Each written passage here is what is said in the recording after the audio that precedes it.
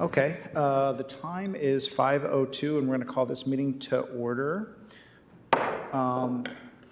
Casey, could I get a roll call, please? Katie? Present. Christy? Present. Dana? Present. Dan? Present. James? Present.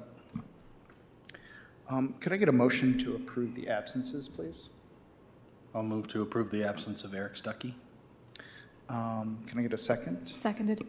All those in favor say aye. Aye. Aye. Do we have any new business, Luis? Ted? No? Okay. Do we have any public comments on non-agenda items tonight out there? All right. Could I get a motion to approve the minutes, please? I'll move to approve the minutes from last month's meeting. I'll second that. All those in favor say aye. Aye. Do we have any guests out there that need to be introduced that are not on the agenda? No? All right. Could I get a motion to adopt the formal agenda, please? One point before we move forward with that. I did get an email today from the applicant for 814 Southwest Edge, just saying that she's not going to be able to attend tonight. That's the fifth one. I did not hear back regarding whether or not she wants to withdraw that application, so I think that we can just look at it as if she's not here. I don't want to have to try to double charge anyone, so I think that probably we can just look at it as we would with anyone, and any other case rather. So just so you guys know ahead of getting there that the applicant will not be present, and a representative I don't believe is going to be present for that hearing. So Okay, should I call it out then, or we just skip it for today? It's the last one anyway, so I think that we can still look at it as usual, since I haven't heard back from the applicant. I just wanted to let everyone know before we got there. Okay. A motion to adopt the agenda as is. So moved. I'll second that. All those in favor say aye. Aye. Aye. Luis, would you mind reading the disclaimer, please? Not a problem. Chapter 16, Section 22 of the City of Kalamazoo Code of Ordinance states, historical preservation is a public purpose. To serve that purpose, the Historic District Commission is hereby charged with the following responsibilities. A, the Kalamazoo Historic District Commission is empowered to regulate work on the exterior of historic resources and non-historic resources in historic districts in the City of Kalamazoo, and shall otherwise have all powers invested in historic district commissions pursuant to the Local Historic Districts Act, MCLA 399201, 1970 PA 169, as amended in 1992. B, to regulate work on resources which, by city ordinance, are historic or non-historic resources located within local historic districts, including but not limited to the moving of any structure into or out of, or the building of any structure in an historic district. The following documents are available in the Community Planning and Economic Development Department located at 245 North Rose Street. These documents will help assist property owners in understanding the responsibilities of owning a property in a local historic district. MCLA 399201, 1970 PA 169 as amended in 1992, which is the Michigan Local Historic District Act. The Code of Ordinances of the City of Kalamazoo, Michigan, specifically Chapter 16, which is Historic Districts. The Secretary of the Interior Standards for the Rehabilitation and Guidelines for Rehabilitating Historic Buildings, in 1990. Standards and guidelines for Kalamazoo Historic Districts and maps of Kalamazoo Local Historic Districts. These documents and maps are also available on the City of Kalamazoo website at www.kalamazooCity.org/historic preservation. Thank you for that, Luis. So moving on to applicants. So our first one this evening is 530 West Kalamazoo. Huh? Yeah, do you want to come on up and tell us about it? So I'm one of the owners of the property at 530 Kalamazoo. We are, working on renovating that property for an office use that will, it's a contractor that's going to support the arena. One of the things that came up during that is that the front door that was installed, I would guess sometime in the 80s, is like quite corroded and in pretty rough shape. And because we have to put a vestibule on the interior of that property, we just had interest in moving that door back out to where the original door would have been. And we're going to replace it with exactly what's there right now, just a newer version. Great. So aluminum and glass door Yep. replaced, yeah.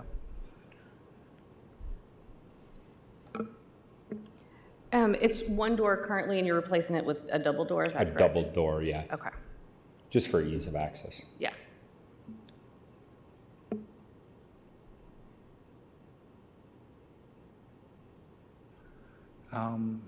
If no one has any more questions or comments, would someone like to make a motion to approve? I'll move to approve a certificate of appropriateness for the work as described in the application as it complies with Secretary of Interior Standards 259. I'll second that. Casey, could we have a roll call vote, please? Katie? Yes. Christy? Yes. Dana? Yes. Dan? Yes. James? Yes. All right, so the proposed work did go through. You're probably going to have to get other permits for this as well, so make sure that you get all those permits and get all the drawings into us for that as well. And I'll get the certificate of appropriateness paperwork out to you by the end of this week. Awesome. Thank you very much. Yep, thank you. Next one that we have is a call-in, so I'm going to go get everything. Next one's what? Is a call-in, so I'm going to go get okay. everything set up on those computers. Great.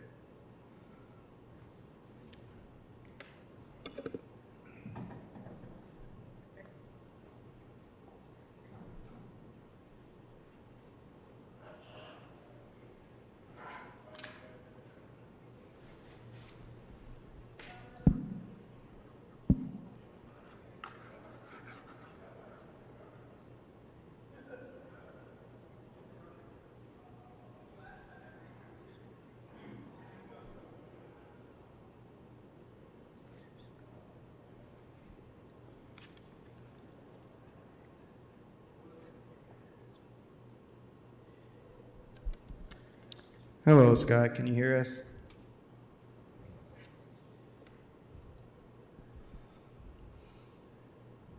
Let's try it again. Can you hear us, Scott? I hear you. Do you hear me? Is the levels good for everyone? All right.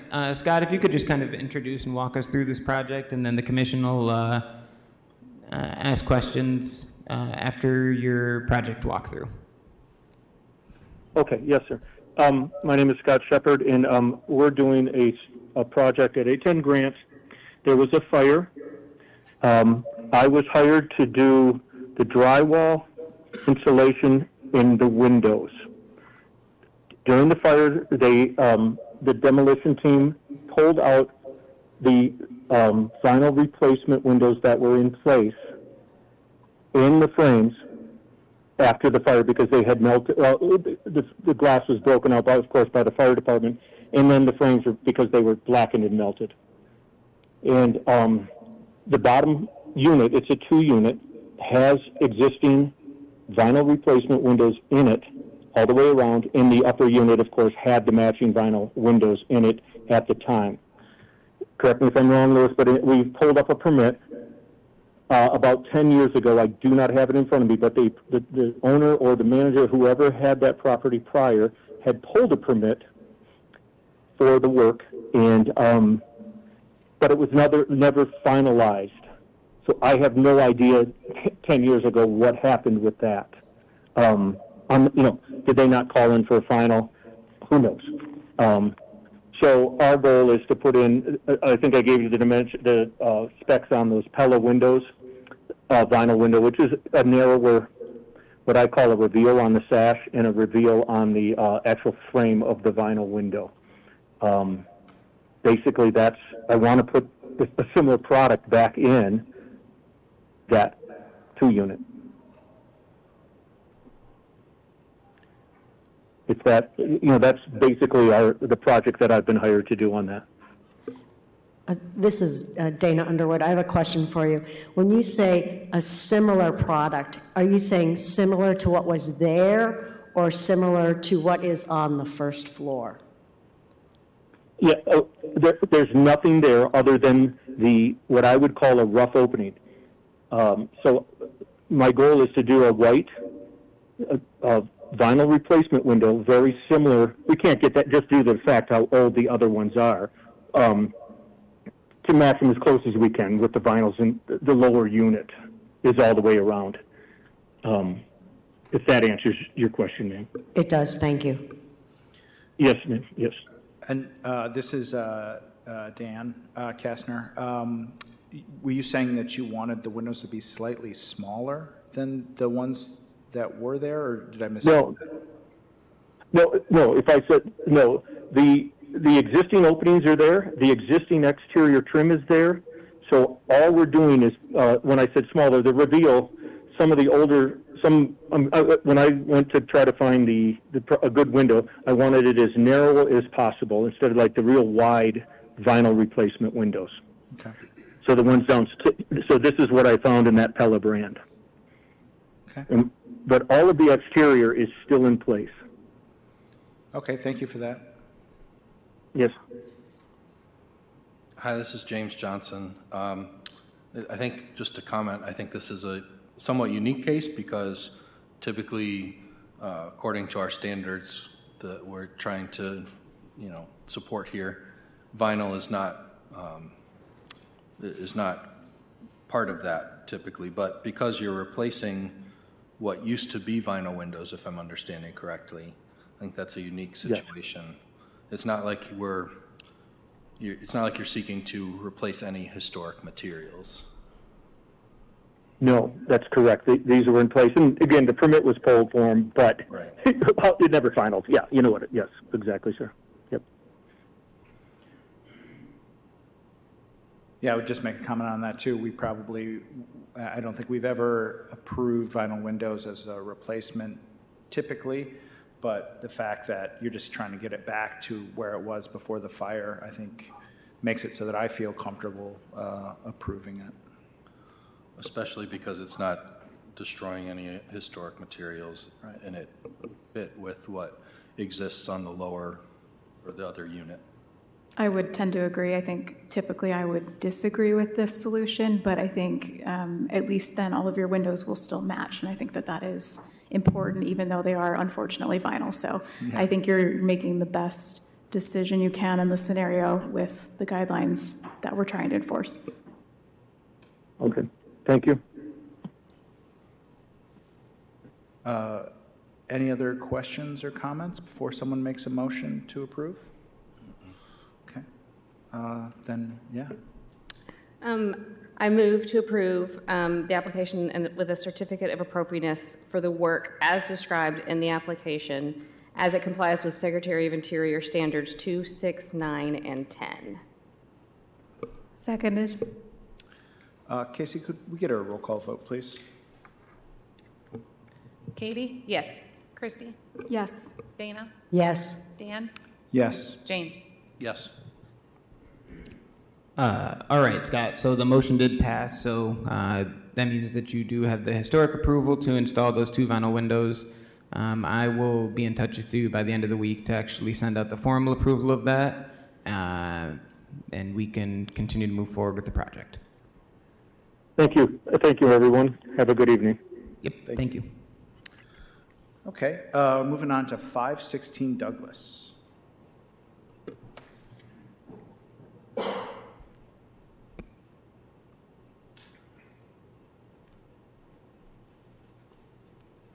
I'm Elizabeth Houtrow, and I'm the homeowner, but this is my partner Bernard, and he's a builder, so I will let him explain the circumstances.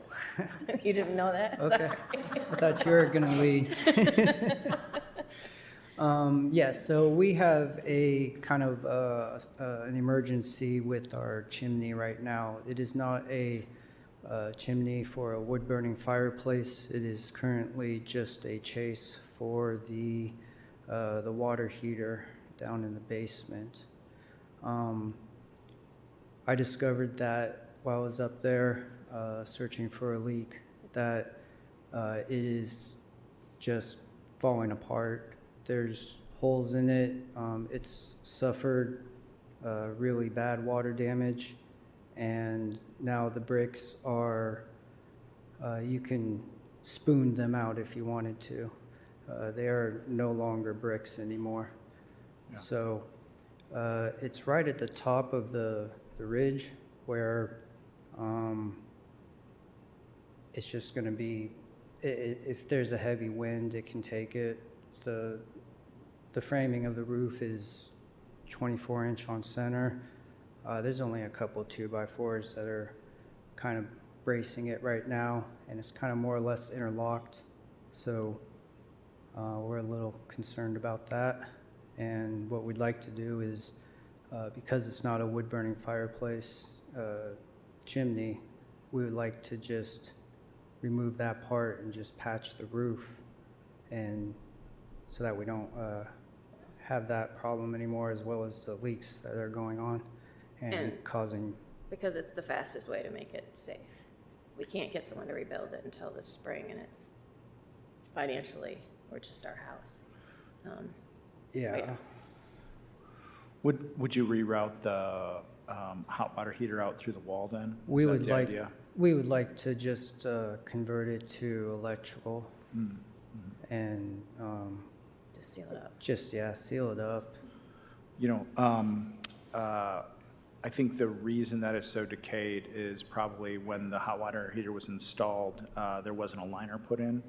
And I noticed that with my own chimney and my old historic home, and it made the brick basically, it's like effervesce, or like basically I think it's the CO2 in the exhaust basically dissolves the brick. And so I caught mine in time, but I've seen how quickly It just does turns it to sediment, really. Well, It's so weak right We now. bought the house less than a year ago, so that's why we just discovered it. Oh, yeah. And no Yeah. one brought this to our attention at all. No, is the flashing around it?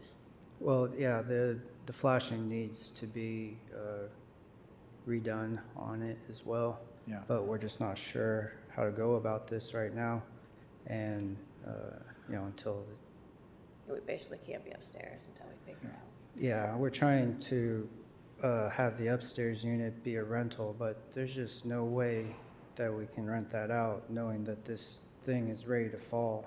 Yeah. And on top of it, if it falls, it's going to go, whether it decides to collapse inside the structure of the house within the envelope, or it just decides to, slide down the roof. And it's just, yeah, it's very unfortunate. Yeah.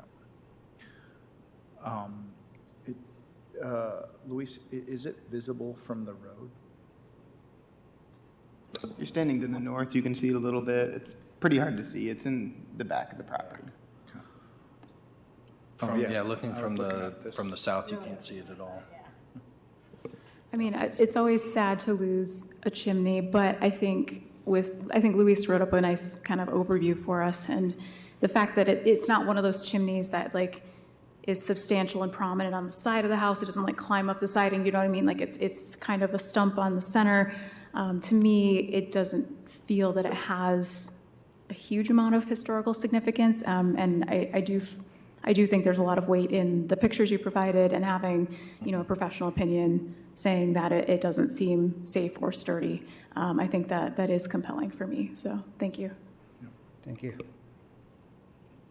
Would it not be possible to keep it above the chimney line and just remove the interior part? They said how that is, there's like brackets that you can put in, but they're not. We reached out to the chimney guys, and I met with him. That's the name of the company, by the way. I wondered that too. I Yeah. figured as much. Not generic. It was capitalized.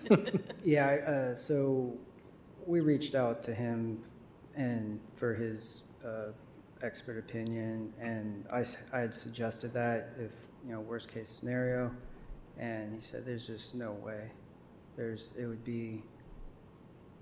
He wouldn't do it because he wouldn't assume the liability. The for weight it. would probably, It just needs to be, yeah. it needs to be grounded.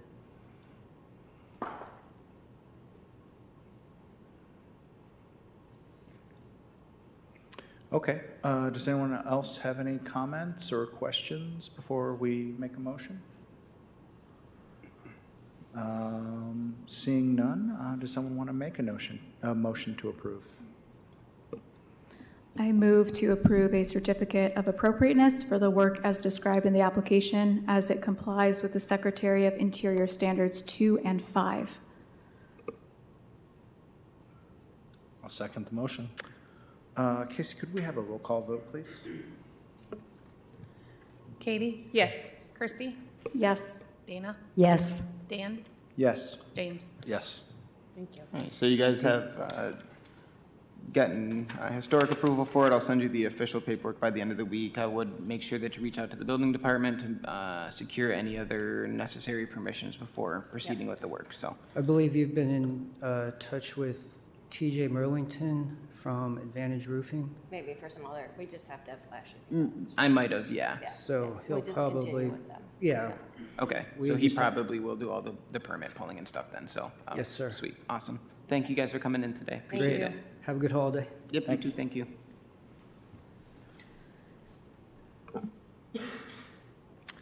All right, calling up 432 Southwest Niche.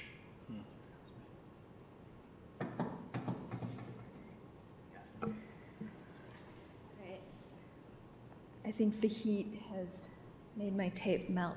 So just ignore that if It it is falls very off. Thank you, first of all, for your time. I'm sad to see that Eric's not here because he's my neighbor, and I had hired him before the fire to replace some of the windows and help me with my remodel. I have owned the house for almost 20 years. I actually bought it when you could still buy a house with just showing up and having a pulse. My sister had passed away, and my parents sued the doctor. Her name was Christy. That's why I brought that up. And so this house felt like I have sentimental ownership to it, right? Because I would have never been able to buy the house had that horrible situation not happened. And I never thought I would sell it. And in August, we were there ripping out the last remaining horrible carpet and working on refinishing the hardwood floors in preparation for former tenants of mine to move back in. They had lived there for a few years, and they have triplets and then a little boy who loved the house. And I was actually working on a deal to sell it to them as a land contract. And part of the deal was that I was going to pay for a lawyer to get it federally registered on the historical registration so that I could tap into funding to remove the fake brick that had covered the original siding. August 20th, we were at the house working, pulling out all the leftover bits. We did a dump run. And then that evening, the arsonist, who is now on trial, burned it down. When I spoke to, we had gone to Flint to see my parents. My mom had surgery that day. And when I spoke to Fire Marshal Brooks, I asked him, do you think it's salvageable? And he said, everything's salvageable. And we drove over to look at what the damage looked like. And on the, on the front of the house, it looks unscathed.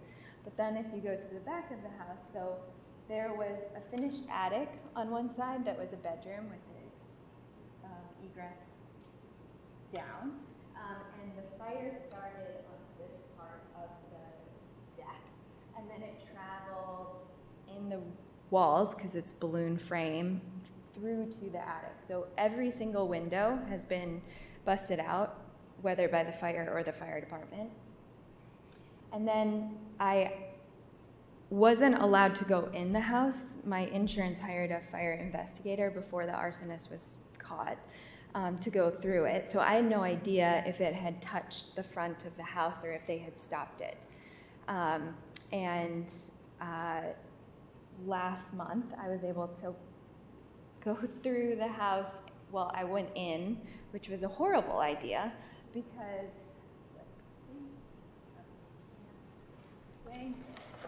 I'll take care of it later. Okay. So this is the living room. If you're looking at the house, it's the right side. Katrina, can you try, I'm sorry, to talk into the microphone yeah, just for sorry. our minutes later? I apologize, I'm sorry. This is the right side of the house. So I went in through this window, which was stupid, and and if you can see, this is the living room, and you can see daylight through the back side of the house, like nothing remains. And then if you look up, the beams have been completely torched. They are not structurally sound. I actually contacted a structural engineer to meet me there to be like, what do I do? And then I canceled that once I saw that the beams were completely torched. This is the 2-bedroom unit, and that was the, well, you can kind of see, like, you can see into the bathroom on this one, and I walked up the steps, which was a horrible idea, and I could see the floor all the way through to the next floor. Like, there are giant holes in the ceiling where it's been burned out. And then you look up and you can see the sky. Like, the roof has almost completely collapsed. This is what was the attic steps. And there's nothing there anymore. If there were any way to save this property, I would do it. But there's literally nothing structurally sound that's left. And I had spoke to Louise after the fire. I called him right away to say, like, are there any federal... No worries. I spoke to Louise right after the fire to see if there were any federal grants or state grants that I could tap into for fire remediation. And he said he didn't know of any. And because it's not federally registered, I can't tap into that funding. And I doubt that they would approve my application at this point. Obviously, the land contract has now fallen through. And last week, my insurance denied my claim. So I have absolutely no funds to rebuild. I was hoping to save any part of the structure, but literally only the front facade remains. So I'm hoping that you will approve, unfortunately, the demolition of the property. So I'm going to start off, man. I am so sorry to hear that story. That is so terrible. And I remember that when all those houses were going up, you know, we think about old buildings in Kalamazoo. I mean, probably too much, and it was just heartbreaking. And we knew, you know, we just know the love and work that goes into these old properties. And man, my heart goes out there. And then, secondly, I mean, you need to be sure to appeal that denial, and I would it's definitely worth your interest to get an attorney involved on that, because I've heard of people getting denied and then working through it and then in the end getting some money. So I have been working with the state on it. The DIFS is like the insurance. They help people contest their insurance. I apologize if I'm fidgeting. The stress from this, I have shingles. Just to add insult to injury, it is. I just am like, twitching over here. Anyway, they told me that they would let me know when it was time to hire a lawyer. That was Friday. Okay. So I have contacted a few, and I've spoke to other people. I actually called the housing agency in Kalamazoo to see what they would recommend to do, and they told me that's not what they do, but the woman who I spoke to there said she had worked in insurance for 20 years and that my claim should be approved. Because basically what they're saying is because I didn't have a tenant in there, that they weren't going to approve it because it was vacant, even though I have all of the emails with the couple pictures back and forth of the progress with the remodel, showing them the refinished wood floors, like I had been working with an electrician prior to that to separate the utilities. I had updated the gas lines, like the utilities were off to make sure it was safe for us to remodel. Like we ripped out all the old toilets to make sure that they were like water, like anyway. Yeah, that sounds like a case that you know, it's going to be a pain, but you should get some progress with that. Back to what we can do, I mean, looking at it, I never want to see an old house torn down, but this one looks pretty wrecked. I mean, that's where I'm at with it. Like, I tend to agree that it's probably not salvageable. I don't know if did you have any contractors or anything like that verify that?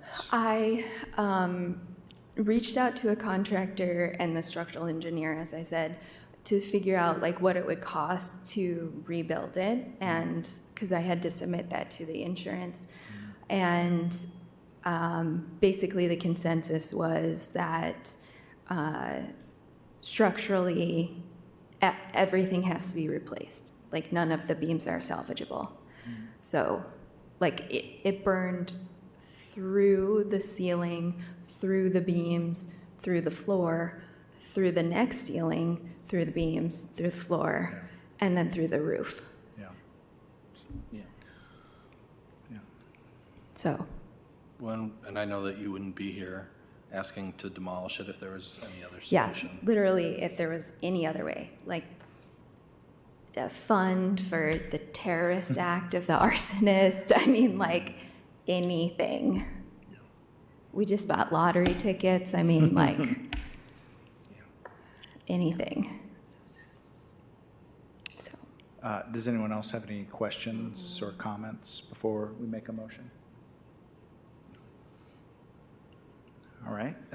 Seeing none, if someone would make a motion to approve. I'll move to approve a notice to proceed for the work as described in the application as it complies with criteria A and C.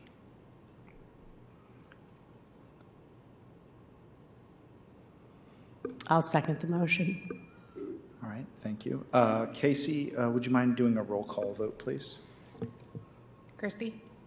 Yes. Katie? Yes. Dana? Yes. Dan? Yes. James? Yes. Okay, so you do have the Historic District's permission then to proceed with the demolition of the building. You're gonna have to get the other permissions necessary, permit to wreck before moving forward with all this stuff. Do I submit a permit through the building? That'll be a building department thing to Okay. get the permit to wreck, yep. And I'll send then- out the formal paperwork to you for our stuff by the end of the week. And I don't know if this is a question for you or for them, the timeline of this, like, will the city set a timeline for the work to be done by, or? So my approval will be good for 6 months initially, and then I'll Okay. give you, I generally give another 6 months extension if people ask for it. Okay. After that, then we have to have another discussion. So if you don't think you're gonna get it done within the year, I guess we need to have a talk. Okay. And I think that, the permit to wreck is probably good for 6 months as well, I'm guessing. So. Yeah, okay. I Googled, like, how much is this going to cost? And it's just all across the board, so funding-wise, that's my only concern with how the insurance claim is going so far. And then I just have another question. If I have to sell the property before I'm able to complete the demolition, will that approval transfer to the next owner? It's a great question. you've been granted it, so I mean, I think that someone else would need to reapply for it, if that was going to be the case. You know, when we see these, and I could do more research on that, when we look at these cases where there's a fire like this, a lot of the times the commission might have even asked you to look at selling the property before they would have even considered the demolition, to be honest with you. This is a severe fire, and we were looking at an arson. A and C is what you guys put in the motion. I think I made a typo, and it should have been A and D. It doesn't matter because A is the one. A and D both cover it. C talks about acts of God, where an act of God is something that's outside of your control. I think that arson is outside of your control, certainly. But then people then, to rectify that act of God, the question becomes, what are you going to do to try to offset any financial hardship that you would incur? Selling the property is one way to offset any financial hardship that you would incur, obviously, because if you sell the property, it's not your liability anymore. I'm not quite sure what to do, but the church that their parking lot butts up to it, they reached out like a day after the fire. I'm sure they did. Too soon. And they asked to tear it down for more parking. So whatever happens on that is still historic district, whether there's a property there or not. So whatever goes there next needs to come back to us. Yeah. So it's not as simple as just tear it down and we're going to put it in a parking lot. It's tear it down that needs approval. Whatever happens next also needs approval. Okay. So if they wanted to put in a parking lot, it needs to come back to this board for, would be my impression. I think it turns into an interesting area, but I think that would be what would happen next with it. I mean, I don't want them to put more parking. Could I interject just one thing? While you're speaking, I recall the commission did approve with the city maybe like a year ago. If you would be interested in doing a new build, we approved like a series, I think, of 9 home plans that are new builds, but they kind of nod to historic architecture. So, I mean, those exist with the city. If you'd be interested in building something new there, there's like approved plans and different styles and things. Yeah. I would much rather see something like that than a parking lot. And, anything would be better than a parking lot. And those pre-approved plans are a lot cheaper and faster to build than if you were to try and do it from scratch, because you basically get the blueprints to go and everything's already approved. Okay. But I think that comes into play if you get the insurance company to step up to the plate. That's that. Yeah. But I was thinking, like, if I did sell it, because, I mean, Eric was wanting to buy the house a year ago, but before the fire. But I was thinking that if I did sell it, I could have some stipulations in the sale, like no parking lots, and that the sale could fund the initial demoing of the property, and then I could say, please build this historic other thing there. Yeah. I mean, it is zoned something commercial. So I had this like pipe dream of putting a little cafe on the main level and then having the bedrooms be like rentable study rooms for, because I went to Western and it was hard to find a room big enough for us to do group projects in that we could talk loudly that wasn't the library. So I thought that would be a great little addition to downtown. But yeah, it all depends on what my insurance does. So, but I did want to submit this to the insurance to say, look, like not only can I not rebuild, I need to demo it for safety reasons. Like when I was there last month, there was a woman sleeping on the porch.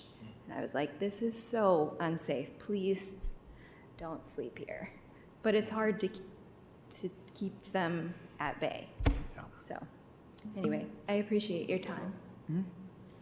Of course. We go in there like a wrecking ball. Oh, God. Anyway, thank you again. So sorry. Yes. We'll be in touch. I'll be in touch by the end of the week with you. So, yep. Thank you. Okay, then I'm still a little murky. Do I call for 8:14 or do we bump that to the next meeting? Excuse me. As I didn't get an email, I don't think, from the applicant, whether or not they wanted to formally withdraw the application, we'll still look at it as if they were going to be here, so. Okay. All right, then we're moving on to 814 South Westnedge. Going to replace 2 windows. Do you want to say anything for them, or do we just? Like I was saying in my application, I think that Aaron, in the packet, I think that we need more information, and I was leaning towards a postponement, I suppose, for the lack of information. Yeah. The applicant was going to be here, but now as they're not, it's completely your guys' prerogative what we do. And I would love to just bump it and ask them questions. So would anyone like to make a motion to postpone it? I move to postpone until the HDC meeting on the 21st of January, 2025, and direct the applicant to provide the requested materials and information to the Historic Preservation Coordinator by noon on the 14th of January, 2025. I do want to take a second to pause here. I trust that everyone's read the application, so what information do we want to see from the app forward? I would like to see if they will fit into the existing openings, for one thing. The condition of the current windows. Well, the dimensions of the windows, whether the windows would match the proposed windows, and that they're wood. So they were going to be wood, it looks like. Seemed to me, at least, from reading through everything. Okay. I think a big one that I'm looking for, and I know this probably seems rudimentary, but is a little bit of a tightened up location schematic to show us where these windows are a little bit better. Yeah, it was unclear if because it's on the south side of the building, but that butts up, it would appear. Yeah, and I know that we're in the middle of the motions. This building, it'd be like if you were looking at Bagel Beanery, that building is connected. The entire thing is connected, Right. but they weren't built as one, is what I want everyone to keep in mind. This is an amalgamation of a lot of different buildings going on. You can't really even see these windows from the parking lot, so it's hard to see where they are. The drawing that has been provided is so segmented. That was, you just had it on the screen, Casey? And then you... Either way, it does not show us anything because it's so isolated, and it just shows us 2 windows in a brick wall. And I think it'd be really helpful to understand where they are, understand the fenestration of the entire building a little bit better, to understand what the other windows look like in sequence.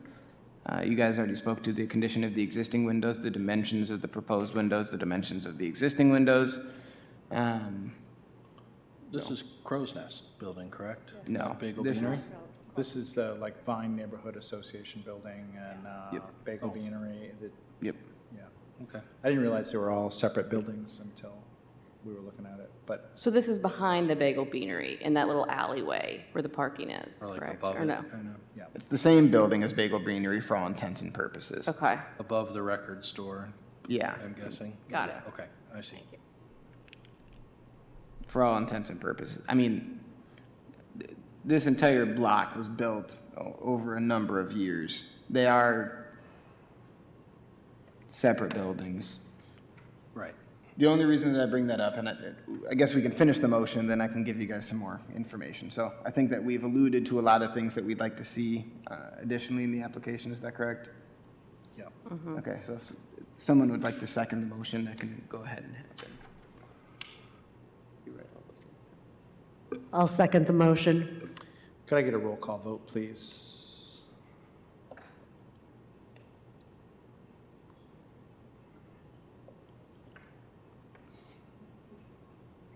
All those in favor say aye. No.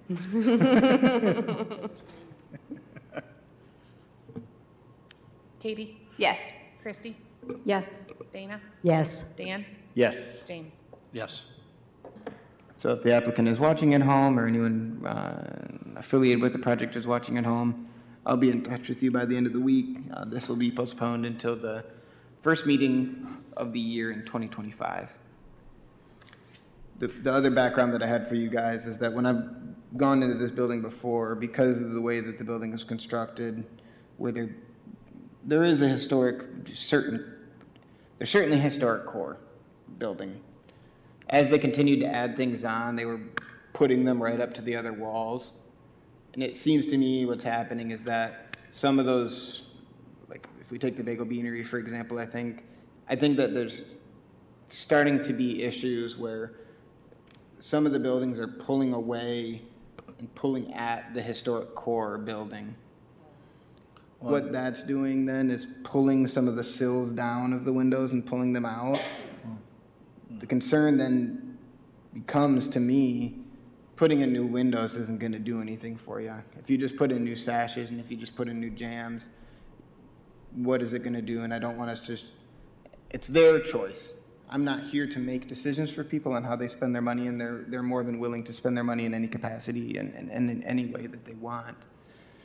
But if we're having large structural issues with the building, I think that just putting in the new windows might not be the best long-term solution for it. So as we continue to see this, and as we get the additional information from the applicant that was requested, including the condition of the existing window, detailed photographs of that, I think we'll be able to highlight what's going on with those windows.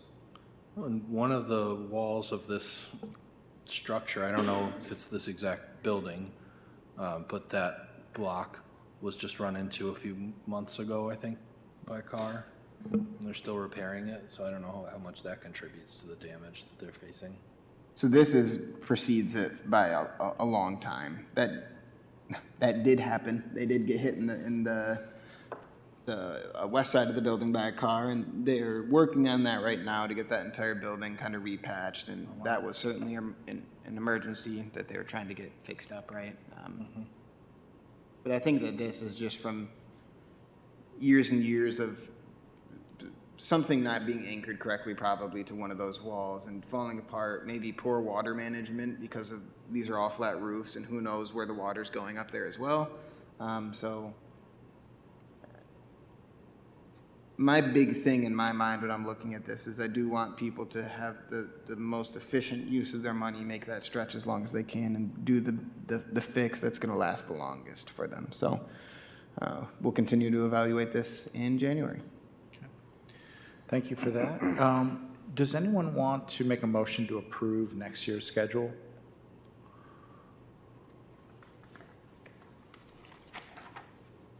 I did have a question about that. So there was a time when we met 11 times instead of 12. Is one of these sort of an extra, or are we going back to meeting 12 times a year? You know, I think the HPC pointed that out. You guys a break, and I'm working you guys pretty hard. This is just a formality just for the clerk's office, just to let them know so we can get it all posted. If we do want to look at, 2 years ago we didn't have a November meeting because it was getting pretty close to when Thanksgiving was and stuff. This year I thought we could hack it, so I did do it. But if you guys want to have a summer recess or a fall recess, I'm more than fine to look at that as well. But this is just kind of the overall picture. So, I think sometimes it was in the summertime because of people's vacation schedules. It was just easier to. Sharon did do that, and I noticed that I have not done that in the past years. So, I'll move to approve the schedule. I'll second. Oh. All those in favor, say aye. Aye. All right. Luis, you want to go over the coordinators' reports? yeah, nothing too crazy. We're up to 99 total reviews. I don't know what we were at last year. I can look at it and pull it up. Only roof approvals were what came in. Seems like pretty standard stuff, I guess I'll say. If if anyone has any questions, but other than that, that's that. Do you feel like you've had a busy year this year? Picked up a lot more at the end. I think that summer, for whatever reason, kind of made me a little bit nervous. It was quiet, application-wise, which might not be good, right, if folks are doing work without asking me to do the work. But generally, I don't like to have to be punitive with folks. I'd much rather approach them and just say, hey, you need to do this application. Let's try to not get to the violation standpoint, because it's probably not good in my line of work to make people upset, right? But I do feel that I was busy this year, but I think that as I continue to move forward with it, I'm getting a better handle on how to handle that as well, so. Right, yeah, it's felt pretty steady, I mean, on this side. Yeah, I mean, if there's nothing else, I'm going to adjourn. It is 5:53 p.m. Thank you, guys. Yeah.